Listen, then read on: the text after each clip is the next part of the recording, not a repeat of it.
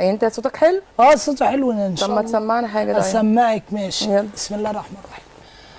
نخلي لمين حضرتك؟ ما اعرفش اللي انت حابه يعني. انا بحب معاكي حنتي ومعاكي الماني ومعاكي كل اللغات. لا بلاش هندي عشان الناس تفهم يعني، فقول لنا عربي. طب ليه؟ ماشي تمام.